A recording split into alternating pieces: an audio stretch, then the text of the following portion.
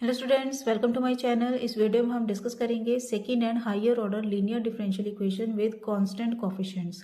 ये दो तरह का होता है, एक तो कांस्टेंट कोफिशिएंट्स हो गया, एक है विद वेरिएबल कोफिशिएंट्स। ओके, इस पार्ट में हम करेंगे विद कांस्टेंट कोफिशिएंट्स।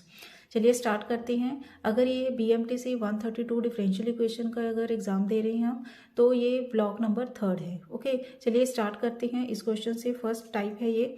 देखिए, फर्स्ट टाइप के क्वेश्चन होंगे जिनमें हमारे पास राइट साइड में इसमें 0 होगा। ओके, और जो ये इक्वेशन होगी ये प्रॉपर पॉलिनोमियल होगी या तो क्वाड्रेटिक होगी जिसको हम सॉल्व कर सकते हैं। ओके, क्यूबिक पॉलिनोमियल होगी जो या फोर्थ ऑर्डर की पॉलिनोमियल होगी। ओके, इस टाइप की पॉलिनोमियल्स होंगी। तो सिंपली हमने इनको पॉलिनोमियल्स को ही सॉल्व करना है और इनके रूट्स निकालने हैं, और इनका जो कंप्लीट सोल्यूशन होगा वो डिपेंड करेगा इनके रूट्स के ऊपर ही। ओके, पहले तो जो ये बनाई हुई है हमारे पास d² - 7d। अब देखिए, जो हमारे पास d/dx है इसको हमने लिखना है d, और d²/dx² को हम लिखेंगे पहले d²। ये आपको इस फॉर्म में भी आ सकती है इक्वेशन, या इस फॉर्म में भी आ सकती है। ओके, तो इसको हमने अगर इस फॉर्म में है तो पहले इसको इस फॉर्म में बनाना है, जिसको हम बोलते हैं symbolic form. Symbolic form. Okay, पहले इसकी सिंबॉलिक फॉर्म लिखनी है हमने, दिस वन y = 0। फिर हम निकालेंगे इसकी ऑक्सिलरी इक्वेशन। ऑक्सिलरी इक्वेशन बोलते हैं FD = 0 को, मीन्स d² - 7d + 12 = 0 जब लिख देते हैं तो इसको हम बोलते हैं ऑक्सिलरी इक्वेशन। ओके, अब इसी को ही हमने सॉल्व करना है, सिंपल इक्वेशन को ही। जैसे इसको फैक्टराइज किया हमने, इसमें से हमारे पास d की वैल्यूज आ गई 3 और 4।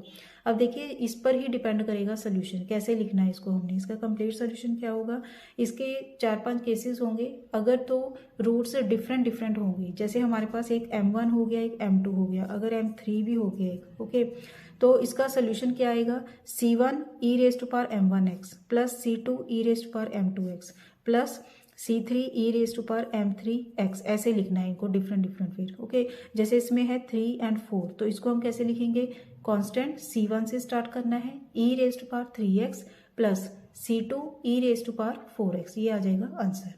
क्लियर स्टूडेंट्स, तो ये केस हो गया जब हमारे पास इसके d की वैल्यूज जो हैं रूट्स मीन्स अगर डिफरेंट आई। ओके, अब सेकेंडली देखिए, ये है हमारे पास क्यूबिक इक्वेशन। ये क्यूबिक और सिंबॉलिक फॉर्म बनाई पहले हमने, ये बन गई सिंबॉलिक फॉर्म। देन हमने ऑक्सिलरी इक्वेशन बनाई, ये वाली बन गई ऑक्सिलरी इक्वेशन आ गई। इसको हमने सॉल्व किया। ओके, क्यूबिक इक्वेशन आपको सॉल्व करनी आती होंगी। देन d = क्या है, इसमें 1 ने सेटिस्फाई किया इसको। देन ये हमने कोफिशिएंट्स लिख लिए एंड देन इसको सॉल्व किया, 1 × 1 1 आ गया। देन -3 आ गया, -3 को 1 के साथ किया, 2 आ जाएगा। देन 2 को करेंगे 2, लास्ट में 0 आ जाएगा। ओके, रिडक्शन की है इसमें हमने। तो इसको हम सॉल्व करेंगे, सॉल्व करके हमारे पास आ जाएगा d की वैल्यूज आ गई 1 1 2। अब देखिए, रूट्स डिफरेंट भी हो सकती हैं या रिपीटेड रूट्स भी हो सकती हैं। जैसे अब इसमें 1 2 टाइम्स रिपीटेड हो गया। ओके, तो इस टाइप को हम कैसे लिखते हैं, अब देखिए, जैसे हमारे पास 2 बार रिपीटेड हुआ तो इसको हम लिखेंगे c1 + c2x। ओके, अगर 3 टाइम्स रिपीटेड हुआ तो इसको हम लिखेंगे e⁻mx, बाहर ही आएगा, c1 + c2x + c3x²।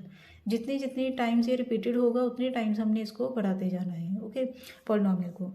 नेक्स्ट अब देखिए, इसमें t की वैल्यू है 1 1, 2 तो डिफरेंट ही है, तो इसको तो हम लिखेंगे c3 e⁻2x। एंड ये दोनों रिपीटेड आ गई तो इसको हम लिखेंगे e⁻x, एंड अंदर आएगा c1 + c2x। ओके, ये डिफरेंट हो गया तो इसको हमने लिखना है c3 e⁻2x। ये आ गया इसका कंप्लीट सोल्यूशन। क्लियर स्टूडेंट्स, और आगे हम केस डिस्कस करेंगे जब हमारे पास अगर कॉम्प्लेक्स रूट्स आ जाएं तो उनको कैसे सॉल्व करना है। नाउ नेक्स्ट केस देखिए, इसमें है हमारे पास d3y/dx³ प्लस y = 0।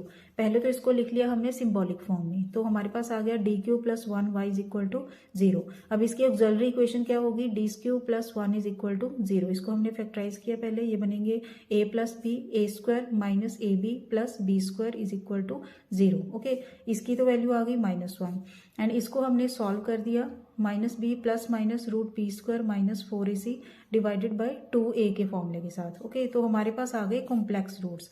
जब हमारे पास कॉम्प्लेक्स रूट्स आ जाएं, देखिए अल्फा ± ऑयटा बीटा अगर आ गया हमारे पास, तो इसको कैसे सॉल्व करते हैं, this is equal to e⁻, जो इसका रियल पार्ट होगा उसको तो लिखना है हमने e⁻⁴x, एंड अंदर हमारे पास आएगा c1 cos जो इसका इमेजिनरी पार्ट होगा उसको हमने लिखना है इसके साथ, cos beta x plus C2 sign beta x. Okay, ऐसे लिखना है इसको।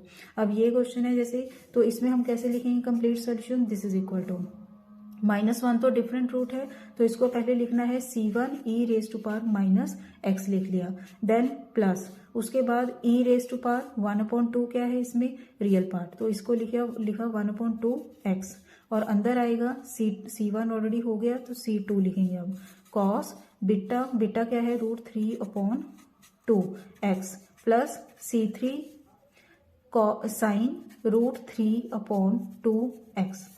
क्लियर, इसको फिर ऐसे लिखना है, ये आ गया हमारा आंसर। क्लियर।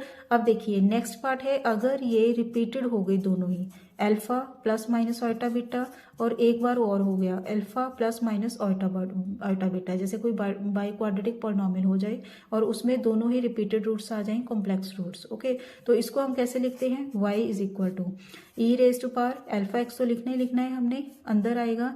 अब देखिए यहाँ C1 के बजाय हम लिख देंगे C1 plus C2 x cos beta x plus next C3 plus C4 x sign beta x. Okay, तो ये आएगा इसका आंसर, इसको लिखने का ये मेथड होगा। Clear students. अब आगे हम करेंगे नेक्स्ट इसके पर्टिकुलर इंटेग्रल्स, अगर राइट साइड के ऊपर कोई भी और फंक्शंस हों, जैसे एक्सपोनेंशियल भी हो सकता है, ट्रिग्नोमेट्री साइन और कॉस भी हो सकते हैं, लॉगरिथमिक फंक्शन भी हो सकता है, तो सभी केसेस में हमने कैसे इसको सॉल्व करना है वो हम करेंगे नेक्स्ट पार्ट में। थैंक्स फॉर वॉचिंग, खुश रहिए, पॉजिटिव रहिए।